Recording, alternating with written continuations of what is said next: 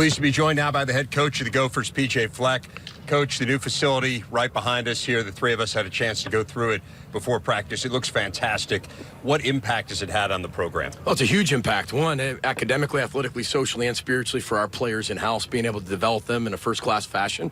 We talk about giving them a first-class experience, and it's a first-class facility. In recruiting, I think it's changed the game completely. I don't think any recruit ever decides to go to somewhere just because of the facility, but it gets you in the game. And if you're not in the fight, you can't win the fight.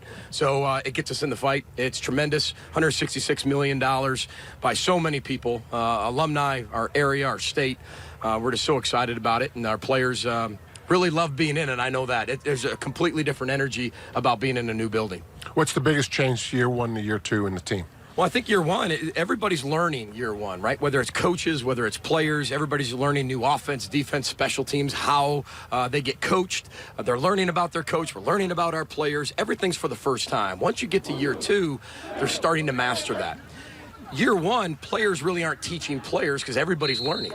Now when you get to year two, you got this group of players, even though we don't have a lot of upperclassmen, they're still teaching the young guys how to do things. And that's when you start taking those steps to become a player-led team. Are we there yet? No. But it's a big difference between last year and this year. Who are some of the leaders that are starting to emerge going through this process? I think there's a lot. You know, we only have 9 scholarship seniors on offense and defense, but a guy like Carter Coughlin, a guy like Thomas Barber, Rodney Smith, they're really separating themselves and really bringing people along with them. And that's what you want to be able to have. As a head coach, you want to have your voice in that locker room. And usually in year one, that's the hardest part because you're almost a team divided. You got this side that really likes to change, this side that doesn't like to change. Now we have a collective team with one voice, and it's really fun to have. You know, it's players holding players accountable. And if we can get to a point where the players are leading everybody and it's a player-led team, I think that's when you take the next step. What position group have you made the most progress in depth-wise, and what's the position group you're most concerned about depth? Coach, that's a great question. It's generic and it's cliche, but all of them. I mean, we only had 4 linemen healthy when we first got here and going through last year's spring ball. We've had to add a ton of depth. We took 7 offensive linemen in recruiting last year. Now, those are all freshmen now, so it's going to be interesting how many of those guys actually have to help us. The wide receiver position, besides Ty Johnson, there's not many guys with experience, and if you look at today and you look who was out there, he was surrounded by 3 other freshmen, right? And then the quarterback position is probably the biggest one when we're talking about depth because our depth is 2 freshmen, and that's who's going to play, one of those 2. D-line, I think we've got more depth. Linebacker position, I think we're most experienced at that position, but the depth right behind it is all freshmen. And then the secondary, I think we're going to have a lot of freshmen play. Brought in 5 DBs. I think 4 of them are going to have an opportunity to play this year. When I look at this team physically, you just walk in, it looks so much different than they did last year, and that's a positive. Talk a little bit about the off-season workout program that they put them through. Yeah, I think Dan Nickel and our entire strength staff does a great job. Leslie, our nutritionist, is tremendous. I think our team is really committed to making themselves better, academically, athletically, socially, spiritually, but also their bodies. You know, your body's a temple. You got to take care of it.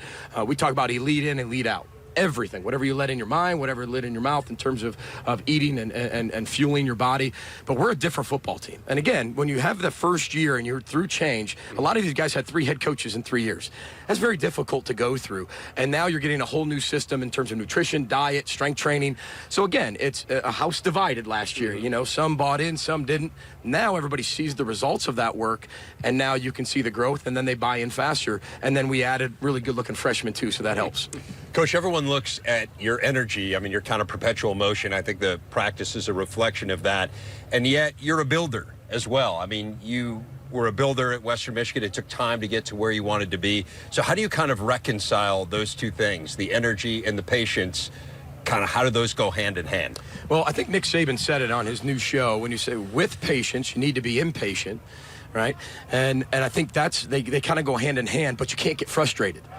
Right? So with patience, you have to be impatient, but you can't get frustrated. And that's the hardest part because when frustration creeps in, it takes away from the development of a program going forward.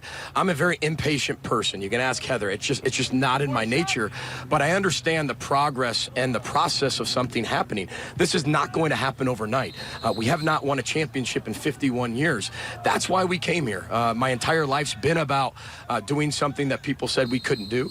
We did something very special at Western Michigan. Michigan. Every one of our coaches that we brought here have been part of turnarounds, rebuilds, and you need those people around you that have been through that to understand that it's a process. So if you get the right people in there and you have the right vision, you go to work through the process and you never get off that process, no matter what everybody says. And eventually you get a result, good or bad, and then you respond to it. And if you do that over and over and over and you do it the right way, it will create success eventually.